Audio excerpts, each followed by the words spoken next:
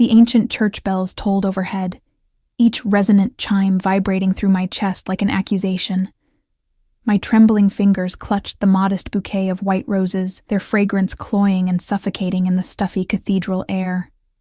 Whispers rippled through the pews behind me, growing louder with each second Greg was late to the altar. "He's not coming," my sister Melanie whispered, her hand warm on my bare shoulder.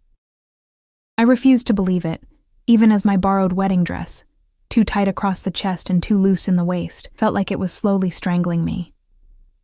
My 5-year-old daughter Lily fidgeted in her flower girl dress at the front pew, already bored with the delay, oblivious to the humiliation unfolding around her mother. "Just wait," I insisted, my voice barely audible. Traffic, maybe, but I knew. Deep down, I knew. The text message I'd received an hour earlier, and had been too afraid to read fully, suddenly burned in my memory. "I can't do this, Emma. Taking on another man's responsibility." Responsibility. That's what my daughter had become in Greg's eyes. Not the sweet, innocent child who had called him new daddy for the past 8 months, but a burden. A responsibility he'd decided, at the last possible moment, he couldn't bear. The murmurs grew louder. 83 guests, most from Greg's side, shifting uncomfortably in the pews of St. Augustine's Cathedral. The priest gave me a pitying look that made my stomach turn. "Maybe you should call him again," Melanie suggested, though we both knew it was useless. I'd called 17 times in the past 30 minutes. The cathedral door creaked open. My heart leapt painfully, but it was just my best friend Rachel slipping back inside, her expression confirming what I already knew. She gave a small, devastated shake of her head. "He left a note with the best man," she whispered, pressing a folded paper into my hand. "Emma, I'm so sorry." I didn't need to read it. The weight of Greg's absence crushed the air from my lungs. 3 years of struggling as a single mother, working 2 jobs, finally meeting someone who seemed to accept both me and my daughter, all culminating in this moment of perfect public humiliation. The first tear broke free, sliding down my cheek, taking a streak of carefully applied makeup with it. I had saved for months to afford the makeup artist, wanting to be beautiful just this once. "I need to get Lily out of here," I managed to say, my voice cracking. "I can't let her see me like this." As I turned to collect my daughter, the heavy wooden doors at the back of the cathedral swung open with decisive force. Every head turned. The sound echoed through the vaulted ceiling like a thunderclap, silencing the whispers instantly. He entered like a shadow, tall, imposing, flanked by 2 suited men whose watchful eyes scanned the room with practiced efficiency. The stranger wore a charcoal suit that looked like it cost more than my annual salary. His dark hair swept back from a face that seemed carved from marble. Handsome wasn't the right word. He was beautiful in the way dangerous things often are. A sleek predator. A gathering storm. I didn't know him. I was certain of that. Yet something about him struck me as vaguely familiar. "Who is that?" Melanie whispered, but I could only shake my head. The stranger's presence commanded the room as he strode down the aisle with purposeful steps. His gaze, intense, dark, unreadable, fixed on me, and I felt pinned in place, unable to move under the weight of his scrutiny. Behind him, more men in suits filtered in, positioning themselves at the doors and along the walls. Time seemed to slow as he approached. I became acutely aware of my smeared makeup, the ill-fitting dress, my complete exposure in this moment of abandonment. Shame burned through me like acid. He stopped 3 feet from me, close enough that I could detect the faint scent of expensive cologne and something else, something sharp and masculine that made my senses heighten in primitive warning. "Emma Lawson?" His voice was low, resonant, with the barest hint of an accent I couldn't place. I managed a nod, clutching my wilting bouquet like a shield. "My name is Alexander Volkov." He said it as though I should recognize it, a subtle furrow appearing between his brows when I showed no reaction. "You don't know who I am." It wasn't a question, but I shook my head anyway. The name meant nothing to me. His dark eyes flicked to the empty spot where Greg should have been, then back to me. "Your fiancé," he said the word with thinly veiled contempt. "He isn't coming." "I know," I whispered, humiliation burning anew at having this stranger witness my rejection. Alexander's jaw tightened almost imperceptibly. "He worked for me. Indirectly. He owed me a significant debt. The cathedral had fallen completely silent. Even my daughter had stilled, watching the exchange with wide eyes. "I don't understand," I said, fighting to keep my voice steady. "Greg never mentioned—" "He wouldn't have," Alexander cut in smoothly. "The debt was substantial. He believed marrying you would complicate his ability to repay." The implication hit me like a physical blow. Greg had left me at the altar not just because of Lily, but because of money. Debts to a man who commanded enough power to fill a cathedral with suited guards at a moment's notice. "Who are you?" I asked, though a cold dread was already forming in the pit of my stomach. The corner of his mouth lifted in what might have been amusement. Someone who collects what he's owed. My sister moved closer protectively, but one sharp look from Alexander froze her in place. "Your fiancé stole from me." "Did you know that?" He spoke quietly, yet his voice carried in the silent church. "He diverted funds, thinking I wouldn't notice. But I notice everything, Emma Lawson." "I had nothing to do with that," I said, finding a thin thread of defiance beneath my shame. "I know." His gaze softened fractionally, surprising me. "You're collateral damage in his escape plan. He never intended to marry you. He needed a respectable cover, a family man facade while he prepared to disappear with my money." Each word was another crack in the fragile fiction I'd built around Greg and our relationship. Had it all been a lie? His affection for Lily, his promises to give us the stable family we deserved? Mommy? Lily's small voice broke through my spiral of thoughts. She had approached silently, her flower crown askew, tiny fingers reaching for my hand. "Where's Greg? Is the wedding canceled?" Before I could answer, Alexander knelt down to Lily's level, his movement surprisingly graceful for such a commanding presence. The men at his sides tensed, hands moving subtly toward their jackets, but remained in position. "Hello, little one," he said, his voice transformed, gentler, though no less intense. "What's your name?" "I'm Lily, I'm 5. She held up 5 fingers proudly, seemingly unafraid of the stranger. "Are you a friend of Greg's?" Something dark flickered across Alexander's expression. "No, I'm not Greg's friend." Lily considered this with childish solemnity. "Is that why he's not here? Because he's afraid of you?" A surprised laugh escaped Alexander, a rich, genuine sound that transformed his severe features momentarily. "Yes, Malishka, that's exactly why." He stood again, turning his attention back to me. His gaze lingered on my face, assessing, calculating. I had the unsettling feeling he was seeing far more than my smeared makeup and devastation. "The debt must be paid," he said finally, his voice returning to that commanding tone. One way or another, fear gripped me. "I don't have any money. I barely make enough to—" "I know your financial situation," he interrupted, and the casual revelation that he knew such personal details made me shiver. "I'm not interested in what little savings you have." "Then what do you want?" My voice was barely a whisper. Alexander glanced down at Lily, then to the confused faces of my family and friends, before returning to me. "We should discuss this privately." "I'm not going anywhere with you," I said, finding courage in Lily's small hand in mine. He raised an eyebrow, the gesture somehow both elegant and threatening. "Then I'll speak plainly. Your fiancé has stolen $2 million from me. He's fled the country with my money, leaving you to face the consequences. That makes you the only available collateral." Gasps rippled through the cathedral. My sister stepped forward. "You can't be serious! She didn't do anything!" Alexander didn't even look at her. His eyes remained fixed on mine, watching my reaction with unsettling intensity. "I have a proposition for you, Emma Lawson," he said, his voice dropping lower so that only those closest could hear. "One that will settle the debt and ensure your daughter's future." "What proposition?" I asked, dread and curiosity warring within me. His answer sent a shockwave through the cathedral. "Marry me instead."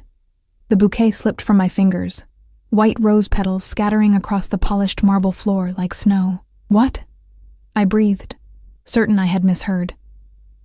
"Your fiancé refused to marry you," Alexander said, each word precise and deliberate. "So I'm offering to take his place." That's insane, I said, finding my voice. I don't even know you. You knew him for, what, a year? And look how that ended. His gaze was unflinching. I'm offering you security, protection, a future for your daughter. In return, the debt is erased. And if I refuse? Something shifted in his expression. A hardening. A glimpse of the steel beneath the polished exterior. Then I will collect what I'm owed through other means. Your ex-fiancé has family. They have assets. The threat was clear.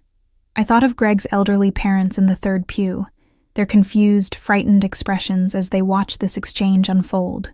You would hurt innocent people over money? I asked, disgust rising within me. Alexander tilted his head slightly. Business is business. I prefer the elegant solution, don't you? Elegant. As if forcing a stranger into marriage at the altar where she'd just been abandoned could ever be described as elegant. This is ridiculous, I said, fighting back fresh tears. I can't just marry a stranger because another man left me. Not a stranger, he corrected. Alexander Volkov. And I'm not offering out of pity, Emma. I've had my eye on you for some time. The revelation sent a chill down my spine. What does that mean? Instead of answering, he glanced at his watch. A subtle, expensive gesture. You have a choice to make. The debt must be settled today, one way or another. You can't just...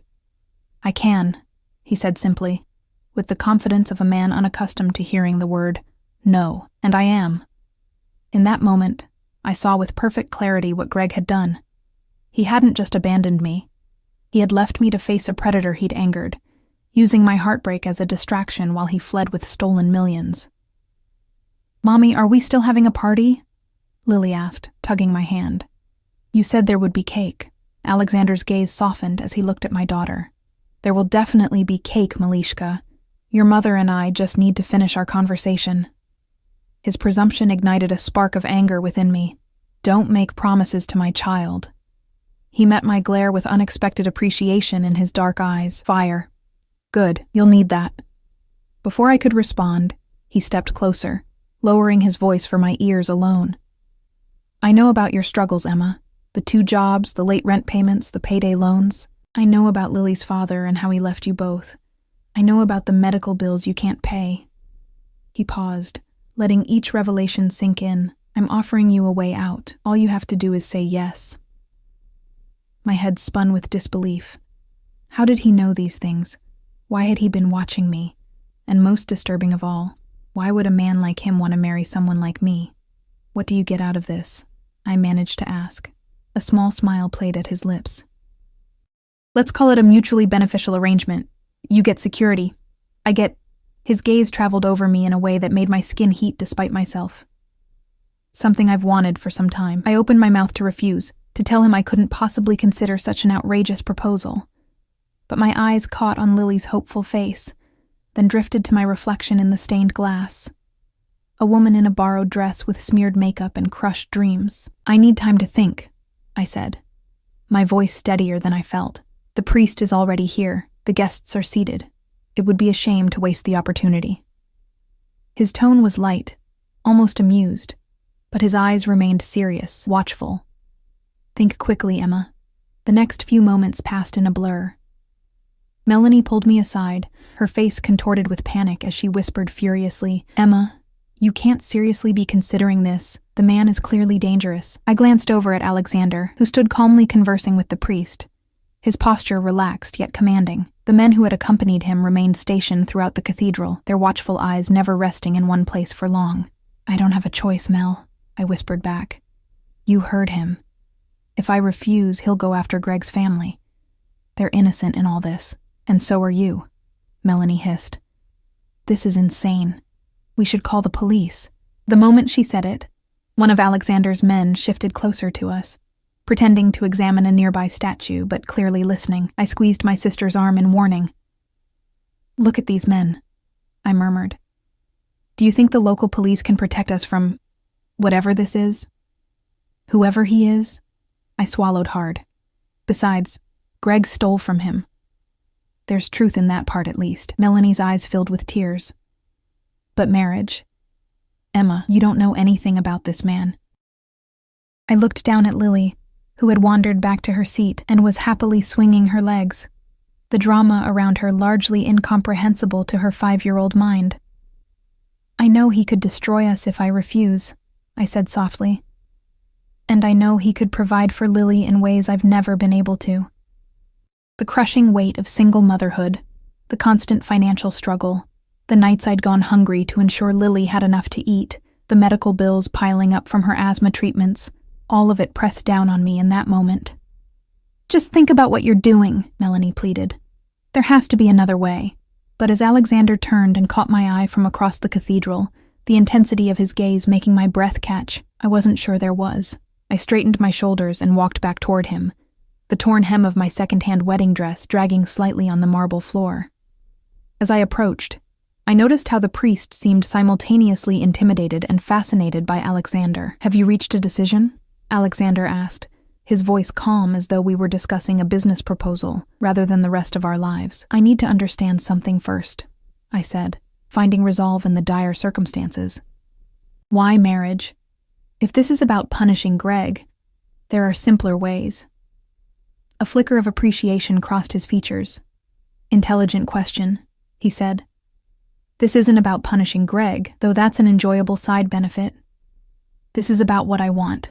"And what exactly do you want?" I asked, my voice barely steady. Alexander's dark eyes held mine. "A wife, a family. You." He glanced at Lily. "Both of you." A chill ran through me at the simple declaration. "But why me? There must be dozens of women who would—" "I don't want dozens of women," he cut in smoothly. "I want you. I've watched you for months, Emma. Your loyalty, your strength, your devotion to your daughter. The way you work yourself to exhaustion rather than compromise your principles. These qualities are rare." The revelation that he'd been observing me, studying my life without my knowledge, should have terrified me. Instead, I felt a disturbing ripple of something else. Something that might have been flattery in any other circumstance. "That's not normal," I said. "That's stalking." "That's due diligence," he corrected, unperturbed. "I don't enter into arrangements lightly." "Arrangements," I repeated bitterly. "Not marriages. Arrangements." His mouth curved into the barest hint of a smile. "Would you prefer I pretend this is a love match? I respect you too much for such fiction. This is an arrangement that benefits us both. I gain a wife with qualities I admire. You and your daughter gain protection, security, and a future far better than anything you could provide alone." His blunt honesty struck me more powerfully than any romantic declaration could have. After months of Greg's empty promises and ultimate betrayal, there was something almost refreshing about Alexander's straightforward approach. "If I agree," I said carefully, "I have conditions." He raised an eyebrow, amusement playing at the edges of his expression. "I'm listening." "Lily comes first, always. Her well-being, her happiness, her future. Those are non-negotiable." He nodded once, decisively. "Agreed. I want to finish my degree. I've put it off too long for Lily, and I—" "Of course," he interrupted. "I insist on it. Education is valuable." I blinked, caught off guard by his ready acceptance. "And I want to know what you do, the truth. No more secrets or surprises." At this, his expression grew more guarded. "You understand that some aspects of my business require discretion." "I'm not asking for confidential details," I clarified. "I'm asking to know who I'm marrying, what world I'm stepping into. I need to know if I'm putting Lily in danger." Alexander considered me for a long moment, his dark gaze assessing. Finally, he inclined his head slightly. "You deserve that much. We'll discuss it. Not here, but soon." I took a deep breath, my mind racing through the limited options before me. Refuse and face the consequences of Greg's theft. Accept and enter into a marriage with a powerful, dangerous man I knew almost nothing about. "One more thing," I said, my voice stronger now. "This may be an arrangement, but if we're going to be married, I won't be treated like a possession or a trophy. I expect respect." Something like admiration flickered in his eyes. "I would expect nothing less from the woman I choose as my wife." Wife. The word echoed strangely in my head. "Do we have a deal, Emma?"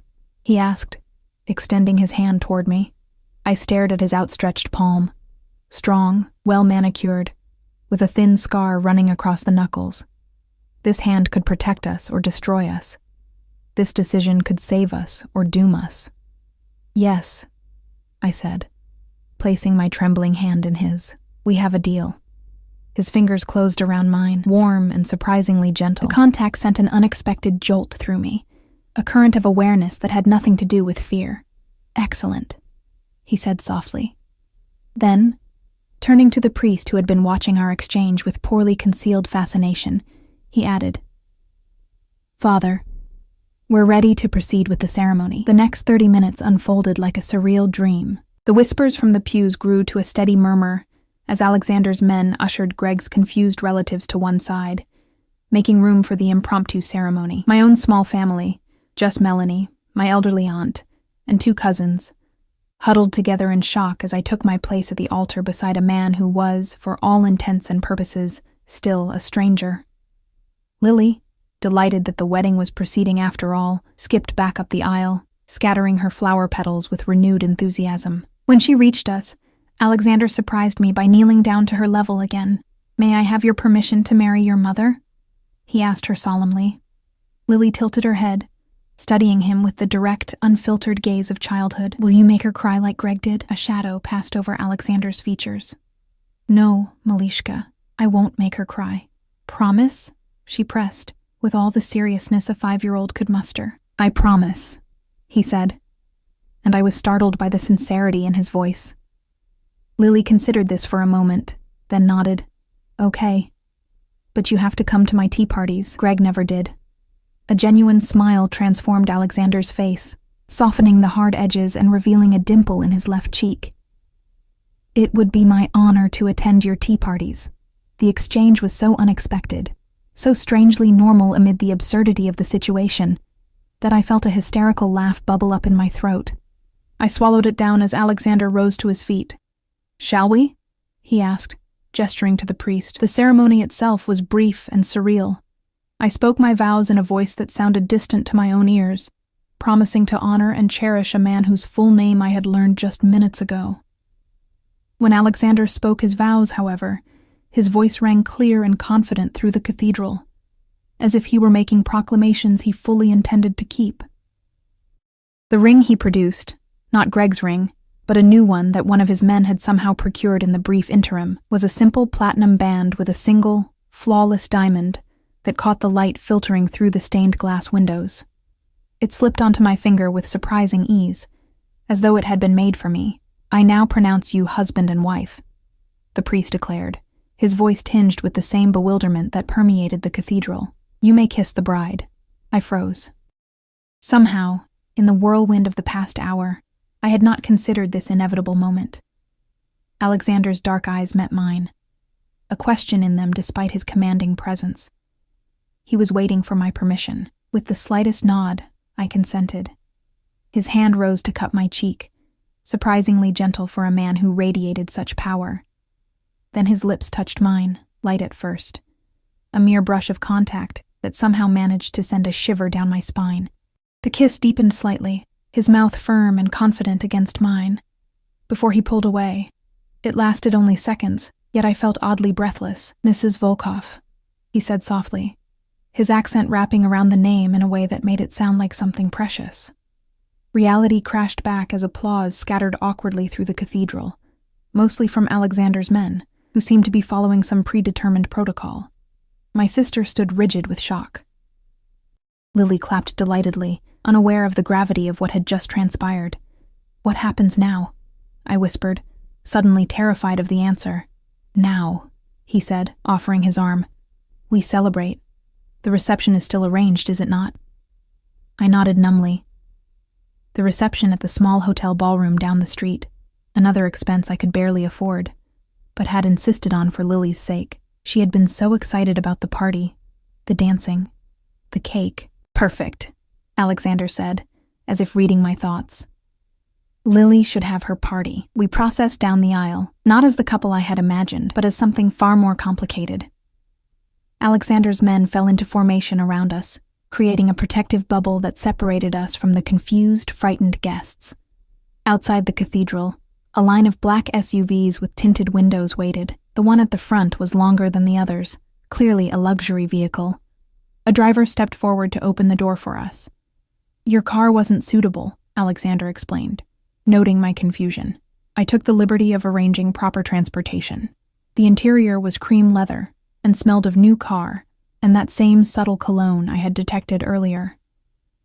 Lily scrambled in excitedly, immediately pressing buttons on the armrest until colored lights illuminated the ceiling.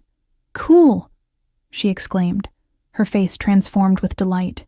Alexander helped me into the vehicle, his hand steady at the small of my back. I sank into the soft leather, my legs suddenly too weak to support me, as the full weight of what I had done crashed down. I had married a stranger, a dangerous man with bodyguards and unnamed business dealings. A man who had admitted to watching me for months. A man who had essentially blackmailed me into marriage at the altar where I'd just been abandoned. And yet, as he slid in beside me, his presence commanding even in the spacious interior of the vehicle, I couldn't ignore the strange sense of security that had replaced the crushing humiliation of Greg's rejection. "You're pale," Alexander observed, his dark eyes studying my face. "Are you unwell?" "Just processing," I managed to say. He nodded, then pressed a button on the armrest. A compartment opened, revealing a crystal decanter. Brandy. It might help with the shock. I shook my head, glancing meaningfully at Lily, who was now happily exploring every feature of the luxury vehicle. "Of course," he said, closing the compartment. Instead, he called to the driver. "Pavel, water for Mrs. Volkov and—" He turned to Lily. "What would you like to drink, Malishka?" "Apple juice," she said immediately, bouncing on the seat. "With a straw." "Apple juice with a straw," Alexander repeated, his serious tone at odds with the childish request. Somehow, a bottle of water and a carton of apple juice complete with straw appeared within seconds. As we pulled away from the cathedral, I stared out the window at the life I was leaving behind. The modest apartment Lily and I had shared, the community college where I took night classes, the diner where I worked morning shifts, all of it suddenly felt like part of a different existence. "What's happening at the reception?" I asked, trying to ground myself in practical concerns. "Most of those people are Greg's family and friends. They must be confused, afraid." Alexander's expression darkened slightly at the mention of Greg. "My men will explain that the celebration is continuing, but with a change in circumstances. Those who wish to leave may do so. Those who stay will be treated well." The casual way he spoke of controlling an entire wedding reception sent another chill through me. What kind of power did this man wield? "And after the reception?" I asked, dreading the answer but needing to know. His gaze met mine, steady and direct. "After, you and Lily will come home with me. To your new home." Home. The word should have been comforting, but instead it twisted my stomach into knots. "Don't look so frightened, Emma," he said, his voice softening. "I meant what I said. I won't make you cry." Lily, oblivious to the tension between us, piped up from her seat. "Is your house big? Do you have a pool? Greg promised me a pool, but he never showed it to me." Alexander's expression softened as he turned to my daughter. "Yes, Malishka, there is a pool and a garden, and a room that can be yours, decorated however you like." Her eyes widened. "Really? Can it be purple?" "Purple is my favorite color. Purple it shall be," he agreed, with a solemnity that might have been comical in any other circumstance. I watched their interaction with a mixture of fear and fascination. This dangerous man who had forced me into marriage was treating my daughter with a gentleness I had not expected. It didn't erase the coercion or the threats, but it complicated the simple villain narrative I had begun constructing in my mind. As the car glided smoothly toward the hotel where our reception waited, I gazed down at the platinum ring now adorning my finger, the tangible symbol of the bargain I had struck. For better or worse, I was now Emma Volkov, wife to a man I didn't know and couldn't trust, but who had, in his own words, had his eye on me for some time. The thought should have terrified me completely. Instead, beneath the fear and uncertainty, I felt a treacherous flicker of something else, Curiosity, perhaps, or something more dangerous still. "We've arrived," Alexander announced as the car pulled up to the hotel entrance. He studied my face. "Are you ready, Mrs. Volkov?" No, I thought. I would never be ready for this new reality. But for Lily's sake, I nodded and allowed him to take my hand as the car door opened onto my new life. The hotel ballroom looked exactly as I had planned it with Greg months ago. White roses and baby's breath arrangements on each table, twinkling fairy lights draped from the ceiling, a small dance floor in the center. Yet everything felt fundamentally altered, as if I had stepped into a parallel universe where the familiar had become strange and unsettling. Alexander's men had arrived ahead of us, seamlessly taking control of the venue. They positioned themselves strategically around the perimeter, their dark suits and vigilant postures creating an atmosphere that was part celebration, part security operation. Most of Greg's relatives had chosen to leave, their confusion and fear palpable as they hurried past us at the entrance. My small circle of friends and family remained, clustered together near the cake table, their expressions a mixture of concern and bewilderment. "Emma!" Rachel rushed forward as we entered, her eyes darting nervously to Alexander. "Are you okay? What's happening?" Before I could respond, Alexander placed his hand lightly on the small of my back, a gesture that was somehow both protective and possessive. "Mrs. Lawson," he addressed Rachel with perfect politeness, though I noticed he had effortlessly recalled her name without introduction. "I understand you must have questions. Rest assured, Emma is perfectly safe. Today has simply taken an unexpected turn." "An unexpected turn?" Rachel repeated incredulously. "You forced her to marry you at the altar." I felt Alexander stiffen beside me, the subtle shift in his posture radiating a warning that made me instinctively step between them. "Rachel, please," I said quietly. "Not here. Not in front of Lily." My daughter had already spotted the 3-tiered wedding cake and was tugging at Alexander's sleeve, apparently having decided that he was now the authority figure to petition for sweets. "Can I have cake now?" she asked, completely oblivious to the tension surrounding her. "You promised there would be cake." To my surprise, Alexander knelt down to her level once again, his movement causing his security detail to shift position slightly. "So I did," he said, his severe expression softening. "But first, I believe there should be a proper introduction. Lily, from today, I am your—" He paused, glancing up at me with an unexpected flicker of uncertainty. "Stepfather," I supplied, the word feeling foreign on my tongue. "Stepfather," he repeated, returning his attention to Lily. "You may call me Alex." Lily considered this with solemn deliberation, her small brow furrowed in concentration. "Does that mean you're my new daddy now?" The question hung in the air, loaded with implications that made my heart constrict painfully.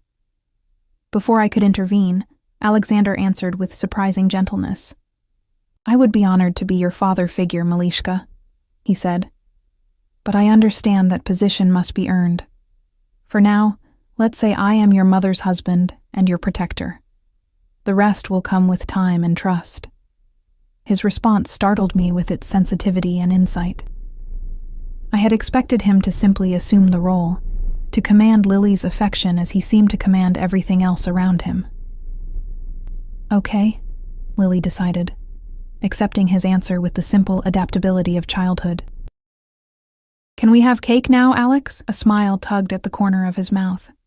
"First a small meal, then cake. That's the proper order. But your mother would agree, I think." Lily looked to me for support, but I nodded, still processing the strange dynamic unfolding before me. "Alex is right, honey. Dinner first, then cake." The use of his shortened name felt intimate in a way that unsettled me, yet it slipped out naturally. Alexander's eyes met mine, a flash of satisfaction in their dark depths, before he stood and signaled to the waiting catering staff. "Please serve the meal," he instructed, his authoritative tone returning, "and bring champagne for the toast." The reception proceeded with surreal normalcy. We sat at the head table, Lily between us, chattering happily about her flower girl dress, and the do-over wedding as she called it. Melanie and my few other guests maintained a wary distance, occasionally shooting me concerned glances that I answered with reassuring smiles I didn't feel. Halfway through the meal, Alexander leaned close to me, his voice low enough that only I could hear. "Your sister wants to speak with you alone. I suggest the ladies' room in 5 minutes. My men will ensure privacy." I turned to him, startled. "How did you—" "She's been signaling you for the past 10 minutes, he said simply. "And she's frightened for you, a reasonable concern, given the circumstances." The fact that he had noticed, and more surprisingly, that he was facilitating the conversation, confused me. "You don't mind?" A faint smile crossed his lips. "I'm not a jailer, Emma. You're my wife, not my prisoner." The distinction felt thinner than his words suggested, but I nodded gratefully. "Thank you." 5 minutes later, I slipped away from the table and met Melanie in the ornate hotel restroom. One of Alexander's men stood outside the door, ensuring we weren't disturbed. The moment the door closed behind us, Melanie gripped my arms, her face pale with worry. "Emma, what the hell is happening? Who is this man? Are you being threatened?" "It's complicated, Mel," I said, checking the stalls to ensure we were truly alone.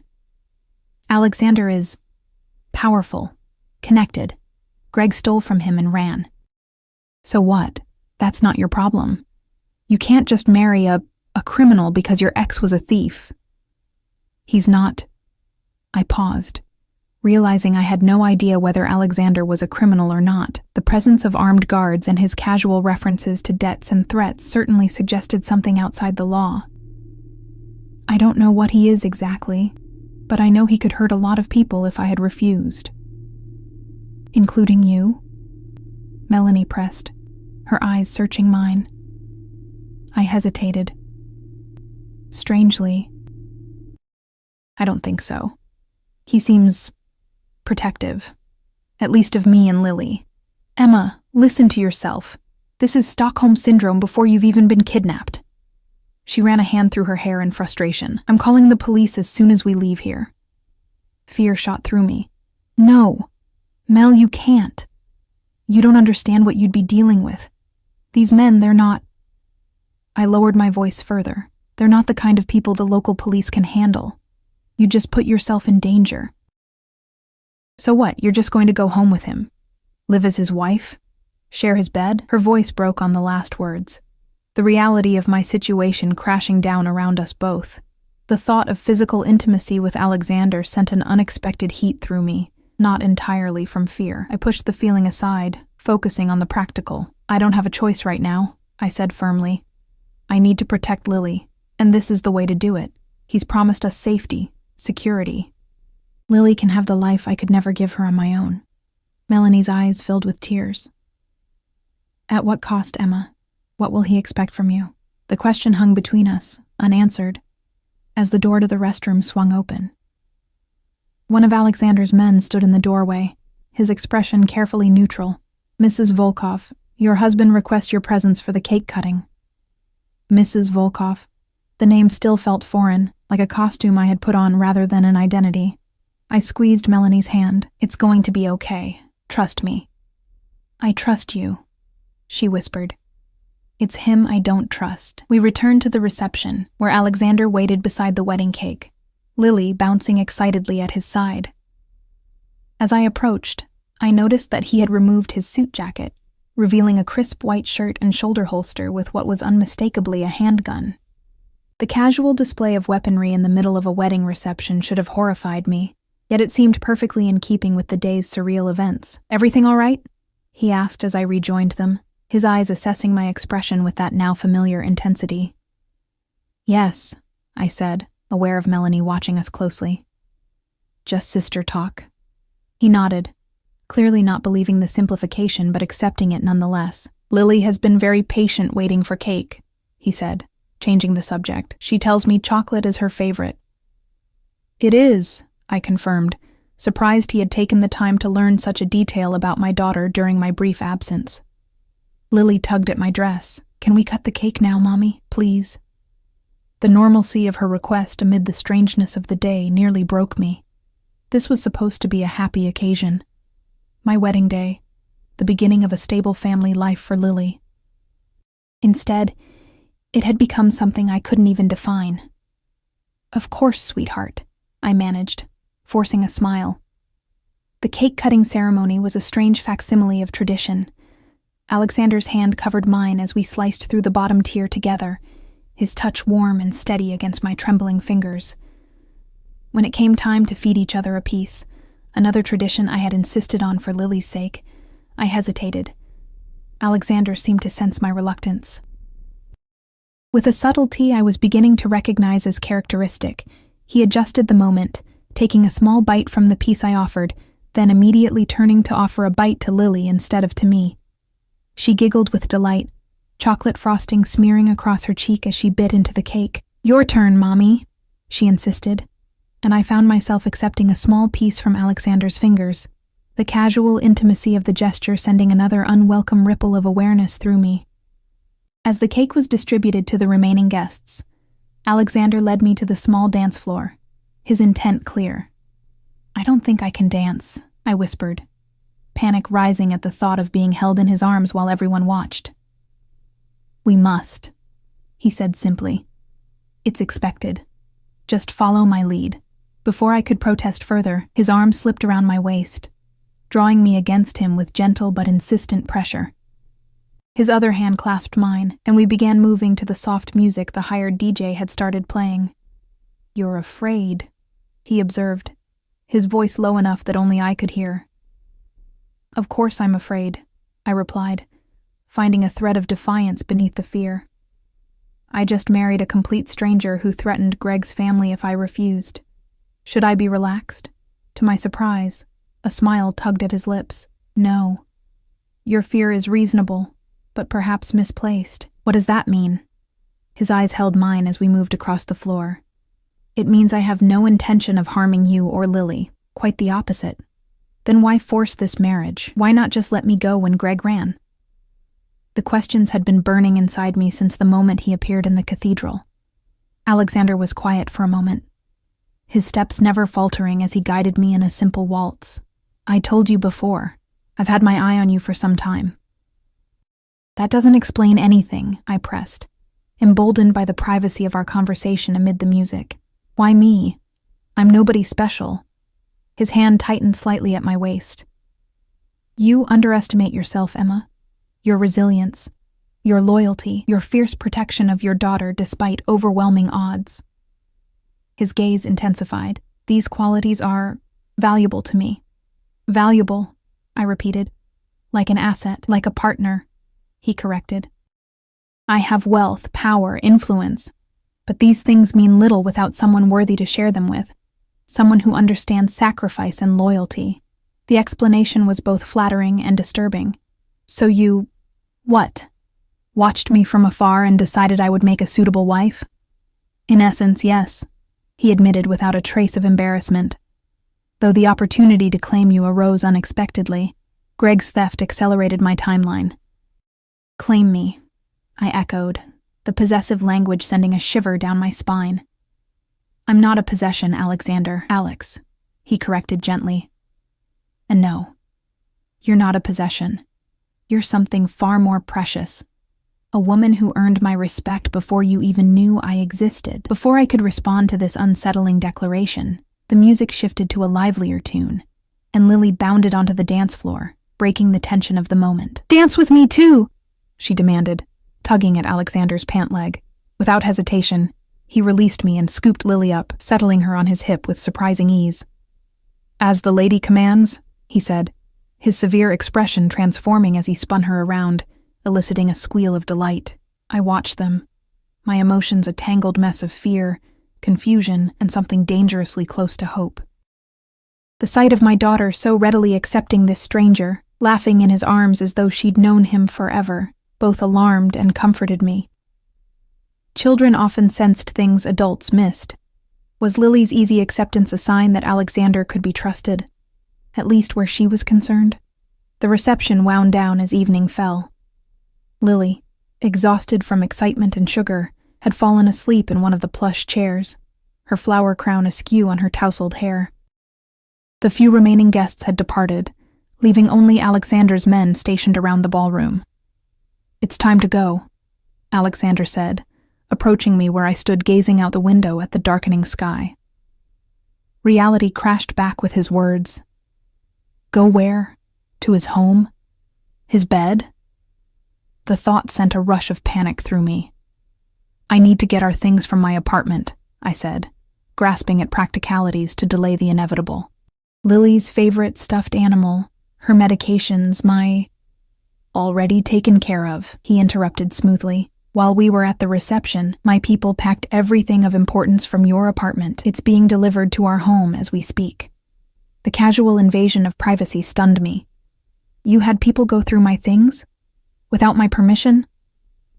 Alexander studied my face, seeming to realize he had overstepped.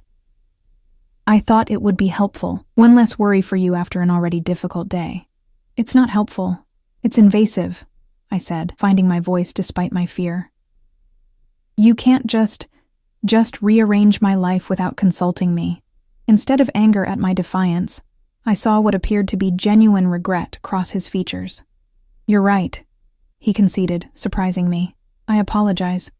I'm unaccustomed to considering others' perspectives in such matters. The admission, coupled with the apology, threw me off balance. I had expected commands, not contrition. In the future, he continued, I will consult you about decisions that affect you and Lily directly. You have my word.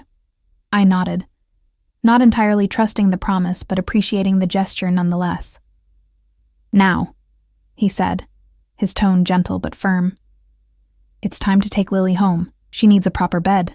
He moved to where Lily slept and carefully lifted her into his arms, cradling her against his chest with a tenderness that continued to confound me. She stirred slightly, then nestled against him, her small hand clutching his shirt collar. The sight stirred something protective in me, a fierce warning that vibrated through my bones. If you ever hurt her, I began, my voice low and steady. I would die first, he interrupted, his tone leaving no room for doubt. I protect what's mine, Emma, always. The possessive declaration should have angered me, but instead it offered a strange reassurance. Whatever Alexander's motivations for this forced marriage, Lily's safety seemed genuinely important to him. We exited the hotel to find the same black SUV waiting at the curb. The driver opened the door as we approached, and Alexander carefully placed Lily in a child seat that hadn't been there during our earlier journey, another detail he had arranged without my knowledge. As we pulled away from the hotel, leaving behind the last vestiges of the life I had planned with Greg, I stared out the window at the familiar streets of my small town. We drove past the diner where I had worked morning shifts, past the community college where I took night classes, past the park where I brought Lily to play when I could afford an afternoon off. Where exactly are we going? I asked, suddenly realizing I had no idea where Alexander lived. Home, he said simply. It's about an hour's drive. You should rest if you can. Today has been taxing for you. An hour would take us well beyond the town limits, into the wealthy suburbs that had always seemed like another world to me. I leaned my head against the cool window, exhaustion settling into my bones as the events of the day caught up with me. Despite my intention to remain vigilant, I must have dozed off, because the next thing I knew, Alexander was gently shaking my shoulder. We've arrived, Emma, he said softly. I blinked awake, disoriented, to find we had stopped before a set of imposing iron gates. As they swung open silently, the SUV proceeded up a long, winding driveway flanked by perfectly manicured hedges. In the darkness, I could make out the silhouette of what appeared to be a massive house. No, not a house, an estate, looming ahead of us. This is where you live? I asked, my voice small in the quiet car. This is where we live, Alexander corrected, as the vehicle came to a stop before a grand entrance. Welcome home, Mrs. Volkov. As the driver opened the door and I stepped out into my new life, I couldn't help but wonder if I had traded one prison for another, the prison of poverty and struggle for the gilded cage of a dangerous man's protection. Only time would tell which was worse. Alexander lifted the still sleeping Lily from her seat, cradling her protectively against his chest. Follow me, he said quietly. I'll show you to your rooms. Your rooms. Plural. The implication wasn't lost on me. Perhaps this night, at least, I would have a reprieve from the more intimate aspects of this arranged marriage. The thought brought both relief and a confusing pang of something like disappointment that I quickly suppressed. As we stepped through the massive front doors into a foyer larger than my entire apartment, I took a deep breath and straightened my shoulders. Whatever came next, I would face it with the same strength and determination that had gotten Lily and me through the past 5 years. I had survived abandonment, poverty, and humiliation. I could survive becoming Mrs. Alexander Volkov. I had to. For Lily. For myself. For whatever future might be possible in this strange new world I had entered. The interior of Alexander's home, our home now, I reminded myself, was a study in tasteful opulence. Gleaming marble floors stretched across the foyer, reflecting the soft light from a crystal chandelier that hung like a constellation above us. The walls were adorned with artwork that even my untrained eye recognized as valuable, and the furniture appeared to be antique, each piece carefully selected for both beauty and function. "The staff has retired for the evening," Alexander said quietly as he led me up a sweeping staircase, still carrying the sleeping Lily. "You'll meet them tomorrow. Staff." Of course there would be staff in a house this size. Another reminder of how dramatically my life had changed in the span of a single day. At the top of the stairs, we turned down a long hallway lined with doors. Alexander stopped before one painted a soft lavender color and pushed it open with his shoulder, revealing a child's bedroom that took my breath away. The room was spacious and airy, with a canopied bed centered on one wall and a window seat overlooking what appeared to be extensive gardens. Stuffed animals were arranged on shelves, and a small table with a child-sized tea set occupied one corner. Everything was done in shades of purple, Lily's favorite color. "How did you—" I began, then stopped, remembering his earlier admission that he had been watching us for months. The thought should have disturbed me more than it did. Alexander moved to the bed, gently laying Lily down on the plush comforter. With unexpected tenderness, he removed her shoes and the askew flower crown before pulling a blanket over her small form. "Her things will be unpacked tomorrow," he whispered. "But I wanted her to have a proper room ready tonight." I stood frozen in the doorway, trying to reconcile this gentle consideration with the man who had essentially blackmailed me into marriage hours earlier. The contradiction was becoming a pattern I couldn't quite unravel. "Thank you," I said finally. Because regardless of his motives, the care he had taken to make Lily comfortable was undeniable. He nodded once, then straightened and moved past me into the hallway, gesturing for me to follow. 2 doors down, he opened another room. "Your bedroom," he said simply. Relief flooded through me at the confirmation that we would not be sharing a room, at least not immediately. The space was elegant and feminine without being frilly. A large 4-poster bed with cream-colored linens, a writing desk by the window, a comfortable reading chair in one corner. Like Lily's room, it seemed designed specifically for its occupant. "My room is connected through that door," Alexander added, indicating a door on the far wall. "It remains unlocked, but I assure you, I will not enter without your invitation." The statement was both reassuring and unsettling, a promise of privacy that nevertheless acknowledged the eventual expectation of intimacy. I nodded, not trusting myself to respond verbally. "Your things should arrive within the hour," he continued, moving to a closet and opening it to reveal several garments already hanging inside. In the meantime, I took the liberty of providing some essentials. "I hope they meet with your approval." I stepped forward to examine the clothes. Simple but clearly expensive items in my size, from jeans and sweaters to a few dresses and nightgowns. Tags still attached to most of them. "How do you know my size?" I asked, though I already suspected the answer. A ghost of a smile touched his lips. "I pay attention to details, Emma. It's both a professional necessity and a personal inclination." Before I could respond to this cryptic statement, he moved toward the door. "The bathroom is through there," he said, indicating another door opposite the closet. "You'll find everything you need. If you require anything else, there's an intercom by the bed. Just press the button and ask." He paused at the threshold, his dark eyes studying me with that now familiar intensity. "I imagine you have questions. Many of them. We will talk tomorrow, when you've had time to rest and process today's events." "Wait," I said, as he turned to leave. "You promised to tell me what you do, who you are. I need to know what world I've brought my daughter into."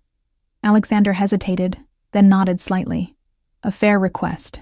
He stepped back into the room, closing the door behind him. "What do you think I do, Emma?" The directness of the question caught me off guard. I don't know. Something illegal, obviously. The men, the guns, the threats.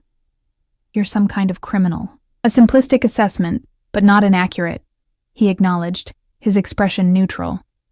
I am what some would call a businessman with varied interests. Others might use the term organization. You're in the mafia, I stated flatly, tired of euphemisms. Instead of denying it or becoming angry, he simply inclined his head.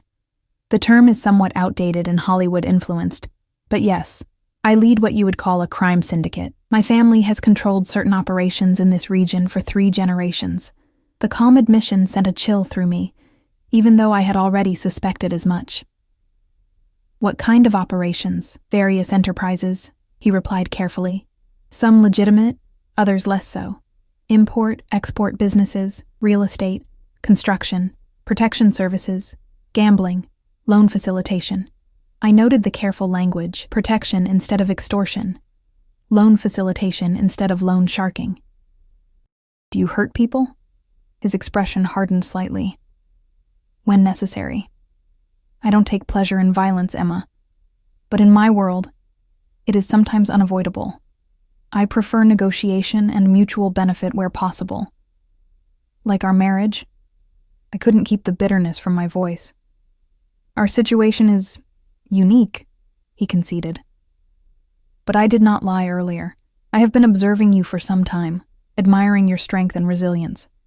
Greg's theft provided an opportunity I might not have had otherwise. So, if Greg hadn't stolen from you, what would you have done? Just watched me indefinitely from afar like some kind of stalker? A flicker of amusement crossed his features. No.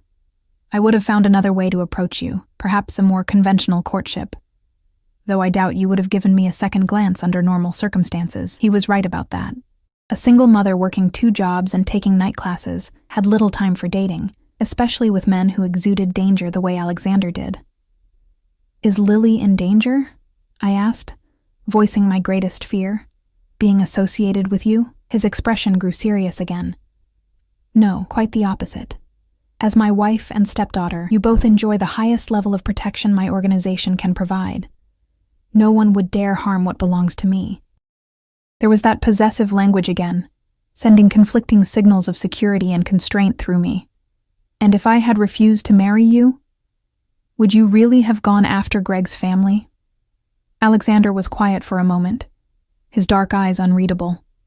I would have recovered my money one way or another, he said finally. My methods might have been less gentle without your cooperation. The admission was chilling in its honesty. So I really didn't have a choice. We always have choices, Emma. Rarely are they as clear-cut as we might wish. He moved toward the door again. Rest now. Tomorrow will bring enough new challenges without adding exhaustion to your burden. As he reached for the handle, I called after him.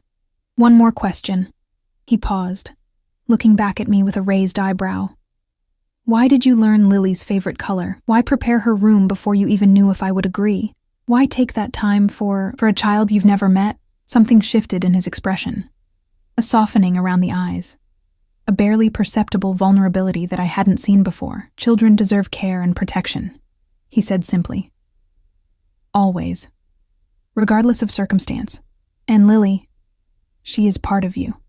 That makes her important. With that cryptic statement, he left, closing the door softly behind him and leaving me alone in my new bedroom, in my new life, with more questions than answers. I stood motionless for several minutes, trying to process everything that had happened since I woke up that morning, excited and nervous about marrying Greg. Now, less than 24 hours later, I was in the home of a crime boss who had forced me into marriage, yet who had also taken the time to prepare a purple bedroom for my daughter. Moving on autopilot, I went to check on Lily in her new room. She slept peacefully, one arm wrapped around a stuffed unicorn I didn't recognize, another gift from Alexander, no doubt. Seeing her comfortable and secure, despite the strange surroundings, eased some of the tension in my chest. Back in my own room, I went to the bathroom Alexander had indicated and found it to be a marble-tiled sanctuary larger than the entire bathroom in our old apartment. The shower alone could have fit 4 people, and the soaking tub beneath the window looked deep enough to swim in. Every toiletry I could possibly need was arranged neatly on the counter, including high-end brands I had only ever seen in magazines. I turned on the shower, adjusting the multiple jets until the water temperature was perfect, then stepped under the spray, letting the day's tension begin to wash away. As the hot water cascaded over me, I allowed myself to cry for the first time since Greg's betrayal. Not just for the humiliation of being abandoned at the altar, but for the loss of the simple, honest life I had thought we would build together. By the time I emerged from the shower, wrapped in a plush towel that felt like a cloud against my skin, a soft knock sounded at the bedroom door. "Mrs. Volkov?" a female voice called. "I have your belongings from your former residence." Former residence. Such a clinical term for the home where Lily had taken her first steps, where we had celebrated birthdays and Christmases, where we had built a life despite all the struggles. "Just a moment," I called back, quickly pulling on one of the nightgowns Alexander had provided, a simple knee-length garment in soft blue cotton, far more modest than I had feared. I opened the door to find a young woman in a neat black uniform, standing beside several suitcases and boxes. "Good evening, Mrs. Volkov," she said with a slight bow of her head. "I'm Nadia. Mr. Volkov assigned me as your personal assistant. These are the items from your apartment. Would you like me to unpack them now, or would you prefer to do it yourself tomorrow?" The formality of the interaction was jarring. I had never had anyone unpack for me in my life. "I'll do it myself, thank you," I said, stepping aside to allow her to bring the luggage into the room. "Very well. Is there anything you need before I retire for the evening? A late meal, perhaps? Something to help you sleep?" The thoughtfulness of the offer reminded me that I hadn't eaten much at the reception, too overwhelmed by the day's events to have an appetite. "Maybe some tea?" I suggested. "And possibly a sandwich? I find I'm hungry after all." "Of course," Nadia nodded. "I'll return shortly. Please make yourself comfortable." After she left, I began opening the suitcases, needing something familiar to ground me in this surreal new reality. My clothes looked shabby and worn compared to the new items Alexander had provided, but they were mine, chosen with my own taste, purchased with my own hard-earned money. I unpacked them carefully, hanging them in the spacious closet alongside their more expensive counterparts. In one box, I found Lily's favorite stuffed bear, Mr. Buttons, along with her asthma medications and the photo album we had made together last Christmas. In another, I discovered my textbooks from the community college courses I had been taking in nursing, a career path I had chosen for its stability and potential to support Lily better than my current jobs. Would Alexander expect me to give up my education now? He had agreed to my condition about finishing my degree, but how would that work in practice? Would I be allowed to leave this gilded prison to attend classes, or would he insist on private tutors, keeping me isolated within his world? Nadia returned with a tray bearing a pot of chamomile tea, a sandwich cut into neat triangles, and a small plate of cookies. "Will there be anything else, Mrs. Volkov?" "No, this is perfect." "Thank you, Nadia." I hesitated, then asked, "How long have you worked for my husband?" Something flickered in her eyes, respect, perhaps, or fear. 5 years, Mrs. Volkov. The Volkov family has employed mine for generations. Generations. The casual reference to Alexander's family legacy in this world of power and criminal enterprise reminded me again of how little I knew about the man I had married. "And is he a good employer?" I asked carefully. Nadia's expression remained carefully neutral. "Mr. Volkov is fair and generous to those who serve him loyally. He protects his own." She paused, then added with quiet emphasis, "You have nothing to fear from him, Mrs. Volkov. He has spoken of you with respect." The statement was clearly meant to reassure me, though it raised more questions about what Alexander might have told his staff about our arrangement. "Thank you, Nadia. Good night." After she left, I sat at the small table by the window, eating the sandwich, roast beef with horseradish on fresh bread, perfectly prepared, and sipping the chamomile tea as I gazed out at the moonlit grounds of the estate. The gardens stretched into the darkness, ending at what appeared to be a stone wall surrounding the property. Beyond that, I could see the twinkling lights of the city in the distance. So close, yet so far. Could I leave if I wanted to, pack up Lily and run, or were we effectively prisoners here, despite Alexander's assurances to the contrary? As I contemplated my limited options, a soft sound from the hallway caught my attention. Moving to the door, I opened it to find Lily standing there in her flower girl dress, looking disoriented and frightened. "Mommy?" she whimpered. "Where are we?" I woke up in a strange room. I knelt down and gathered her into my arms. "It's okay, sweetheart. We're in our new home now. Remember Alex? From the wedding? This is his house, and we live here now." She rubbed her eyes sleepily. "Is he my new daddy now?" The innocent question twisted my heart. "He's my husband now," I said carefully, "and he wants to take care of us, but relationships take time to build, Lily. For now, let's just say he's Alex, okay?" She nodded, seemingly satisfied with this explanation. "My room is purple," she said, as if this fact outweighed all other considerations. Despite everything, I smiled. "Yes, it is. Would you like to sleep in here with me tonight, or go back to your new purple room?" She considered the question seriously. "Can you come tuck me in my purple room again? I like it there, but it's big and new."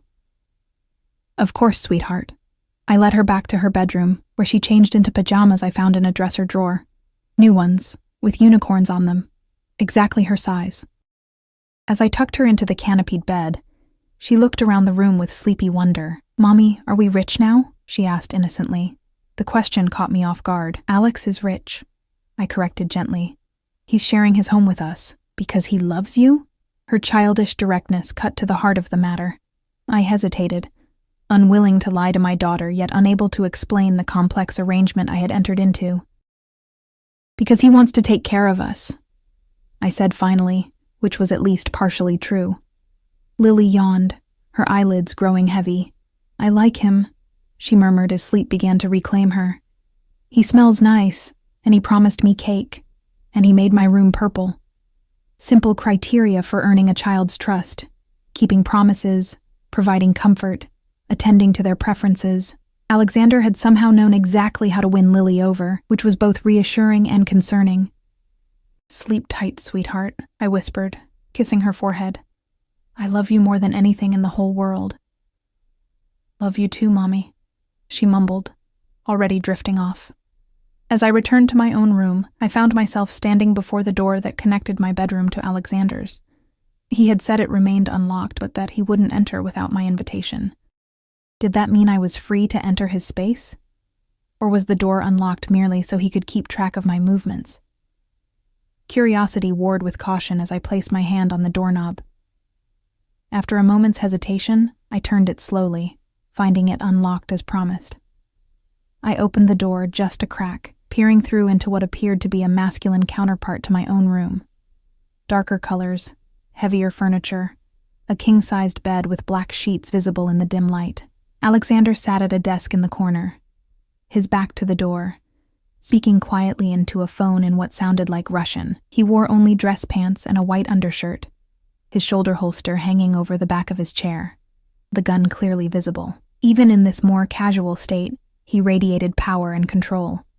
I started to close the door, not wanting to eavesdrop, when he said something that made me freeze. "Da, ona teper moja žena," he said in Russian, then switched to English.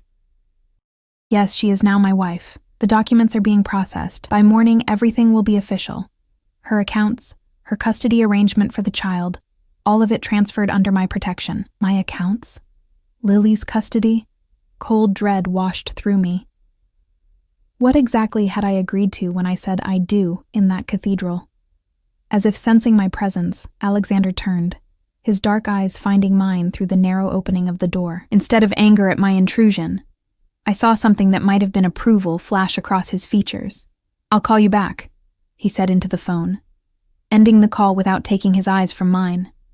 For a long moment, we simply looked at each other through the doorway, me in the borrowed nightgown, him in his partially dressed state, the power imbalance between us never more apparent than in this moment. "You should be resting," he said finally, his voice low and even. "I heard what you said," I replied, finding courage in the righteous anger beginning to burn inside me.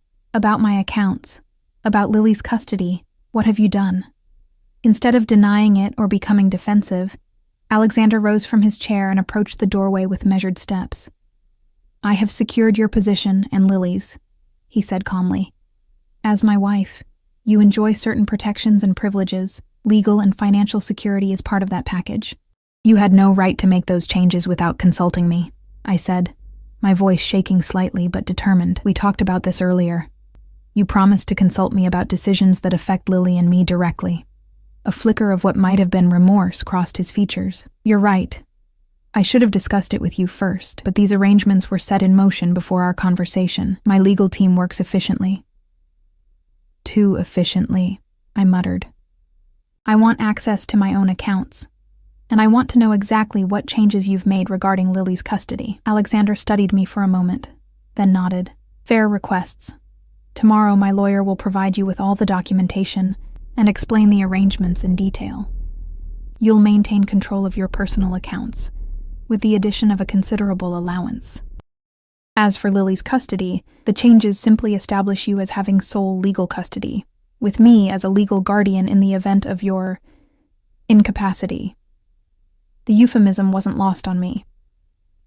"You mean if I die or try to leave you?" His expression hardened slightly.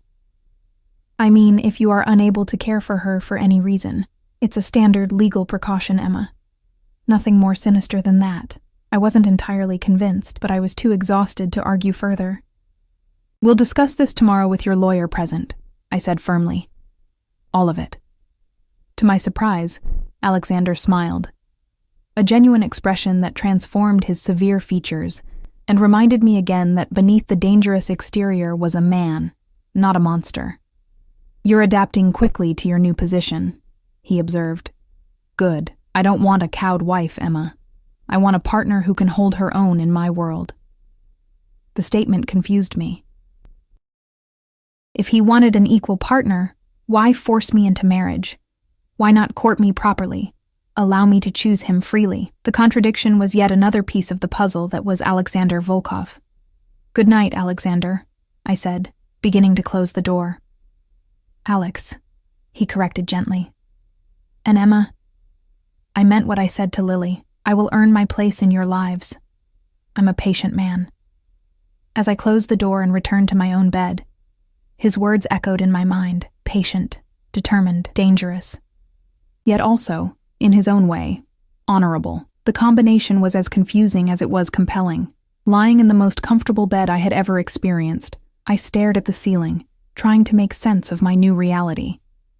I had entered this arrangement believing I had no choice, that it was a sacrifice made for Lily's sake and for the protection of innocent people. But as sleep finally began to claim me, I couldn't ignore the unsettling realization that some small, treacherous part of me was curious to discover what kind of life awaited me as Mrs. Alexander Volkov. I awoke to sunlight streaming through curtains I didn't remember closing, momentarily disoriented by the unfamiliar surroundings. The events of the previous day rushed back in a flood of memory: Greg's abandonment, Alexander's appearance, our hasty wedding, and my first night in this mansion that was now supposedly my home. A soft knock at the door pulled me from my thoughts. "Mrs. Volkov?" Nadia's voice called. "I've brought breakfast and coffee. May I come in?"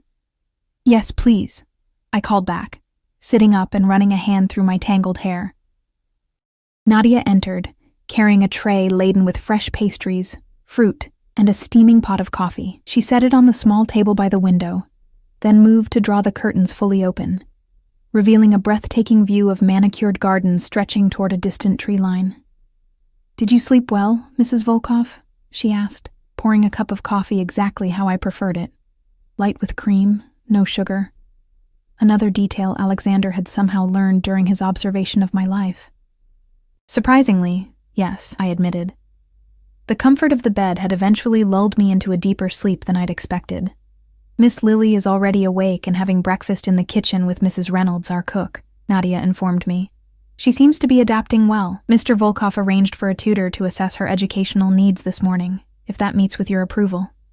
The casual way she mentioned decisions being made about my daughter's education without my input reignited yesterday's frustration.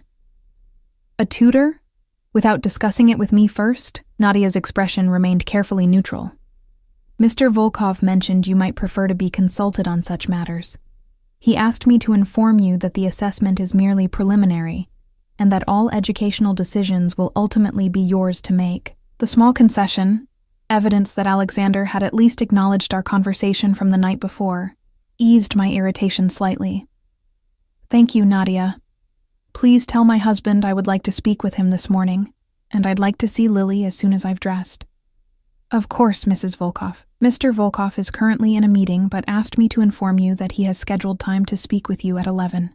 His attorney will be present to address your questions about the financial and legal arrangements. She moved to the closet, opening it with practiced efficiency. Would you like assistance selecting your attire for the day? The offer was so foreign to my experience that I almost laughed. No, thank you. I can manage. Nadia nodded. Very well. If you need anything, simply press the intercom button. When you're ready to see Miss Lily, she'll be in the garden with Mrs. Reynolds and Dmitri. Dmitri? The unfamiliar name set off alarms in my head. Miss Lily's security detail, Nadia explained matter-of-factly. Mr. Volkov assigns protection to all family members, security detail, for a 5-year-old. The reminder of the world I had entered. A world where children needed armed guards, sent a chill through me despite the warm morning sunlight. After Nadia left, I ate the breakfast she'd brought, surprised by my own appetite. The pastries were still warm, the fruit perfectly ripe, the coffee rich and flavorful. Small luxuries I had rarely been able to afford in my previous life. I dressed in a pair of jeans and a simple blouse from my own wardrobe, deliberately choosing my familiar clothes over the expensive new items Alexander had provided. A small act of independence in a situation where I had precious little control. Following Nadia's directions, I made my way downstairs and through the house to the rear garden. The mansion was even more impressive by daylight. Spacious rooms decorated with tasteful luxury, artwork that looked museum-worthy, furnishings that spoke of old money and refined taste rather than gaudy new wealth. I found Lily sitting on a stone patio, happily chatting with an older woman who must have been Mrs. Reynolds. Nearby, a tall, broad-shouldered man in a dark suit stood at a discreet distance, his watchful gaze constantly scanning the surroundings. Dmitri, I presumed. "Mommy!" Lily cried when she spotted me, jumping up from her chair and running toward me. "Our house has a fountain, and Mrs. Reynolds made pancakes shaped like animals, and Dmitri showed me how to say hello in Russian." I scooped her up, holding her tightly as if to reassure myself that despite our changed circumstances, she was still my same exuberant Lily. "That sounds wonderful, sweetheart. Are you doing okay with all these new things?"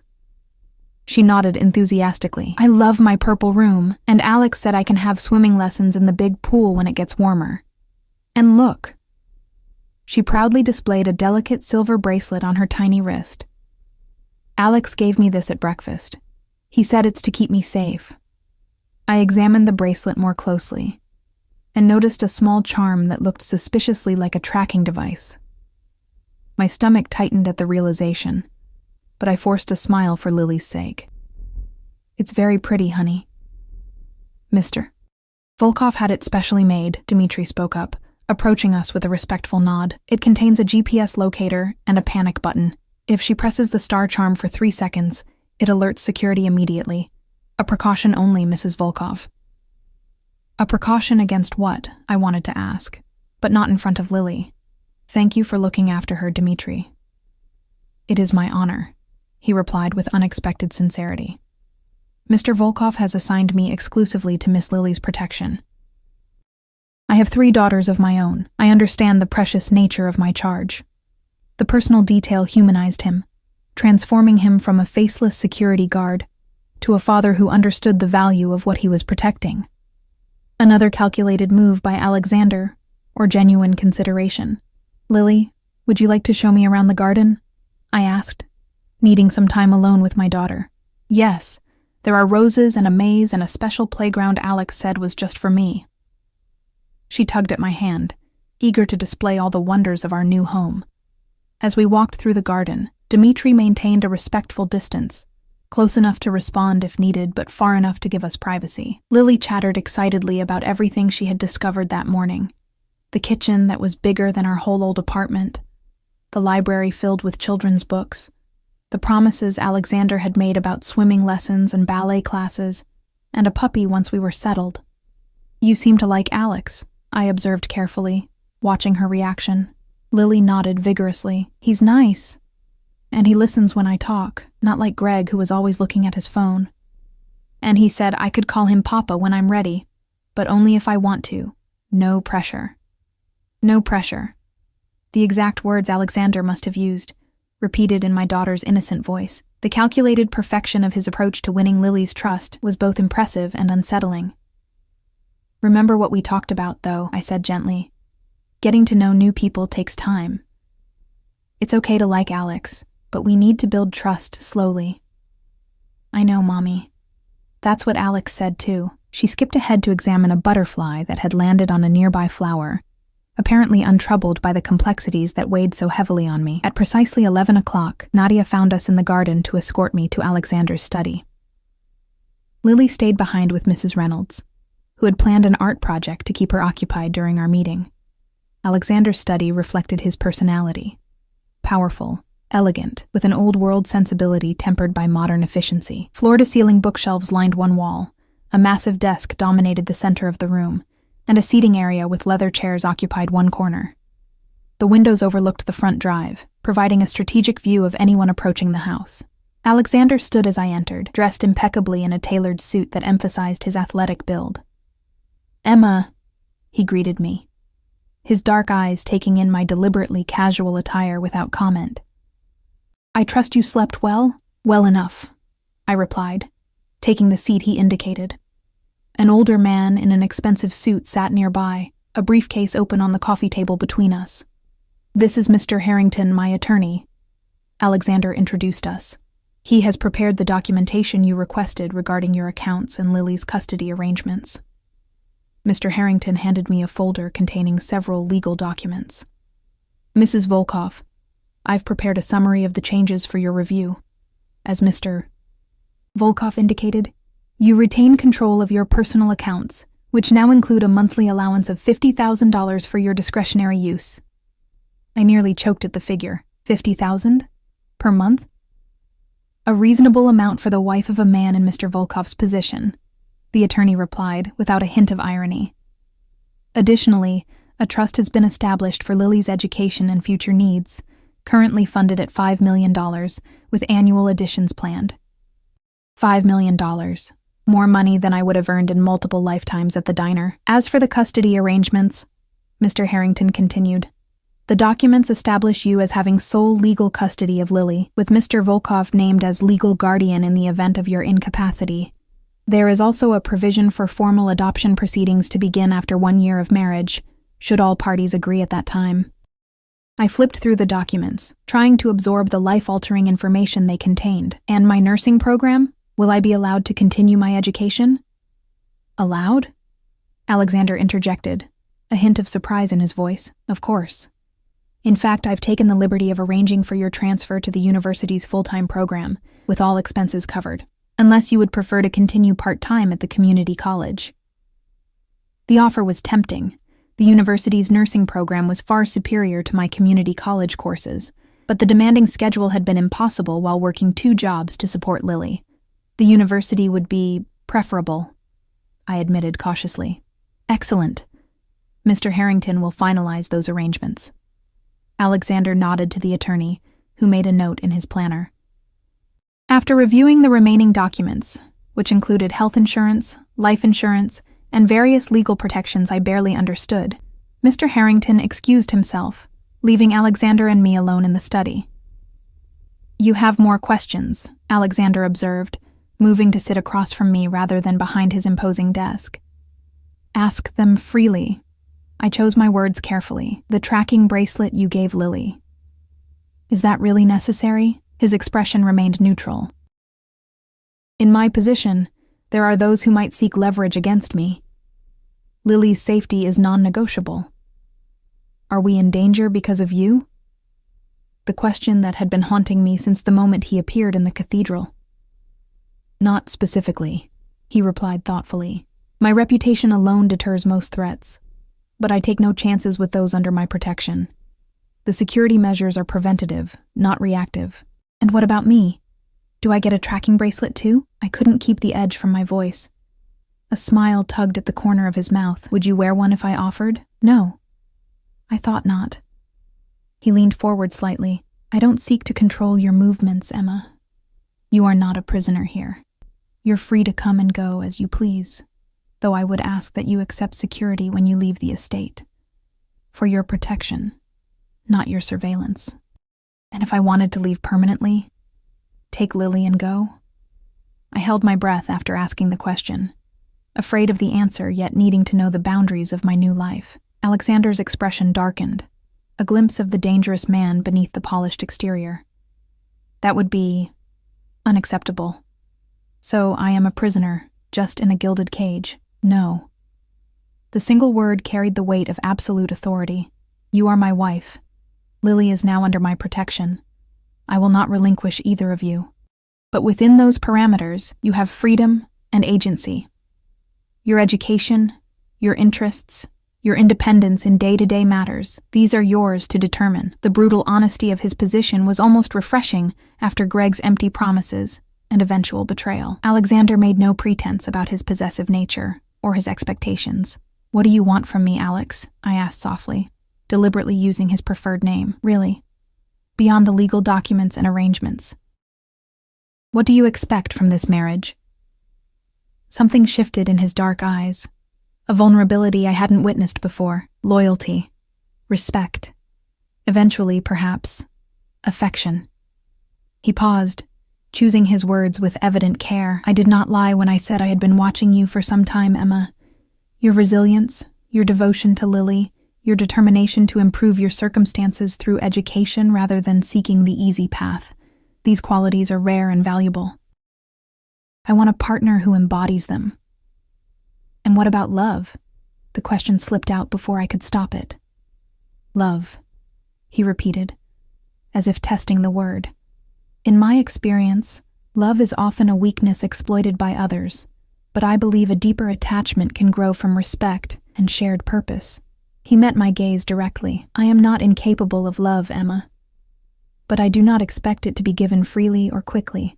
The answer was more honest than I had anticipated, revealing a pragmatic view of relationships that was oddly compatible with my own hard-earned wariness after Lily's father abandoned us and Greg's ultimate betrayal. There is one more matter we should discuss, Alexander said, his tone shifting to something more businesslike. The physical aspect of our marriage. Heat rushed to my face at the direct approach. I will not press you, he interrupted smoothly. As I said last night, I am a patient man. We will share proximity through our connected rooms, meals together, public appearances as husband and wife. The rest will develop naturally, or not at all. The unexpected consideration caught me off guard. I had prepared myself for demands, not patience. Thank you, I said quietly, genuinely appreciative of this small mercy. He nodded once, then stood. I have business to attend to this afternoon, but I would like us to dine together tonight. You, me, and Lily. A proper family dinner to begin establishing routines. Family dinner. The simple domestic concept seemed incongruous with everything I knew about this dangerous, powerful man. All right, I agreed. Lily would like that. And you? He asked, studying my face with that unnerving intensity. I'm still adjusting, I answered honestly, but I appreciate your patience and your consideration for Lily's happiness. He accepted this with a slight inclination of his head. Until dinner, then. The weeks that followed established a strange new normal. Lily thrived in our new environment, her natural resilience and adaptability serving her well. She adored the tutors Alexander arranged, excelled in her new swimming lessons, and gradually began referring to him as Papa Alex, a compromise that seemed to satisfy both her desire for a father figure and my insistence on honoring the newness of our arrangement. I began the university nursing program, throwing myself into studies that had once seemed like an impossible dream. True to his word, Alexander provided security, but not surveillance, never questioning my comings and goings as long as I accepted the protection of a driver and bodyguard. Alexander himself remained an enigma, polite, considerate, even gentle with Lily, yet clearly dangerous to those who crossed him. I caught glimpses of his business dealings, hushed phone conversations in Russian, meetings with men whose deferential behavior spoke volumes about Alexander's position in the criminal hierarchy. Yet he kept the darker aspects of his world carefully separated from our daily lives, creating a bubble of normalcy within the broader context of his criminal empire. Gradually, imperceptibly, the dynamic between us shifted. Our connected rooms remained a symbol of both separation and possibility. The door between us always unlocked but rarely crossed. We developed rituals, morning coffee in the garden, family dinners with Lily, occasional late-night conversations in his study after she'd gone to bed. I found myself looking forward to these moments, drawn to his intelligence, his unexpected humor, his absolute reliability in keeping his promises. 3 months after our unconventional wedding, I returned home from a long day at the university to find Lily already asleep and Alexander waiting in the garden with a bottle of wine and 2 glasses. "You received your midterm results today," he said as I joined him. "Top of your class in 3 subjects. I'm proud of you." The simple praise warmed me more than it should have. "You checked my grades? I take an interest in your successes," he replied unapologetically, pouring wine into both glasses. "As I said from the beginning, your education is important." We sat in comfortable silence for a while, sipping wine and watching the sunset paint the sky in shades of pink and gold.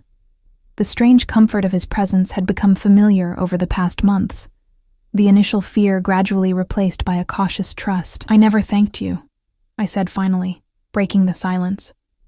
Alexander raised an eyebrow. "For what?" "For saving me from humiliation that day in the cathedral, for giving Lily stability and opportunities I could never have provided on my own." I took another sip of wine, gathering courage. "When you appeared, I thought you were there to hurt us because of what Greg had done. Instead, you've given us a home, security, a future." "Is it so surprising that I would protect what's mine?" he asked softly. Once the possessive phrasing would have angered me. Now I understood it as his way of expressing care. "We weren't yours then," I reminded him. "You claimed us. I recognized your value," he corrected. "There's a difference." The distinction was subtle, but significant. In Alexander's world of transactions and power dynamics, seeing worth in someone was perhaps the closest equivalent to more conventional affection. "Are you happy here, Emma?" he asked suddenly, his dark eyes intent on my face. The question deserved honest consideration. "I'm content," I answered carefully. "Lily is thriving. I'm pursuing education I never thought possible. And you've been—" I searched for the right word. "Kind. Far kinder than I expected given how our arrangement began." "But not happiness," he observed, a hint of something like disappointment in his voice. "Happiness requires freedom, Alex. Real freedom, not just a longer leash." He flinched slightly at the metaphor. "You still see yourself as captive, aren't I?" I challenged gently. "You said yourself that leaving would be unacceptable." Alexander was silent for a long moment, swirling the wine in his glass thoughtfully. "What if I told you that you could leave? Take Lily and go, with my blessing and continued financial support. No tracking, no security detail. True freedom." My heart raced at the unexpected offer. "You would let us go? If that would bring you happiness," he said quietly. "Yes." I studied his face, searching for deception and finding none. "Why would you do that? After all the trouble you went to, arranging our marriage, establishing legal ties, because in these past months, I've come to want more than just your presence, Emma." His voice had softened to a near whisper. "I want your choice, your willing participation in this life we're building." The admission stunned me. This dangerous, powerful man who had orchestrated our entire relationship through coercion and calculation was now offering freedom, the one thing I had believed he would never grant. "And if I chose to stay?" I asked, my voice barely audible. His eyes held mine with that familiar intensity. Then it would be as true partners. Not captive and captor, not debtor and creditor, but husband and wife, in substance as well as name. The invitation in his words was unmistakable. In offering me freedom, he was also offering intimacy, a relationship based on choice rather than coercion. The final barrier between us removed. "I need time to think," I said, overwhelmed by the implications of his offer. "Take all the time you need," he replied. As I've said from the beginning, I'm a patient man.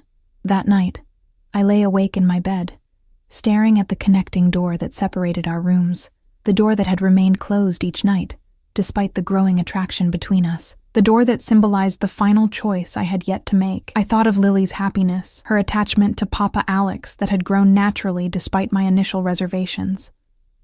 I thought of the life we had built here, imperfect, complicated, but secure in ways I had never experienced before.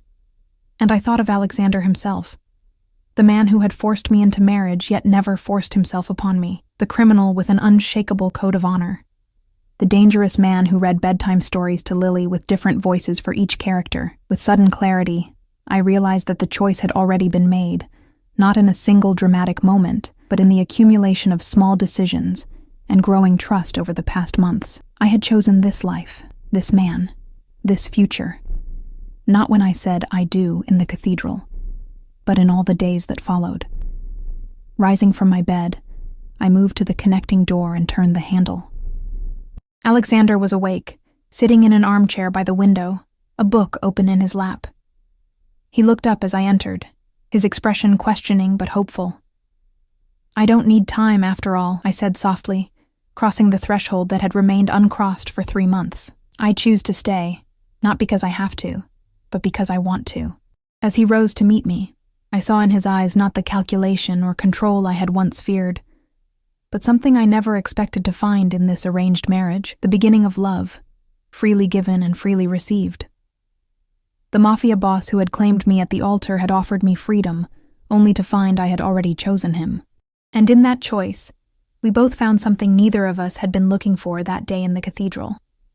Not just security or status, but the promise of genuine happiness together.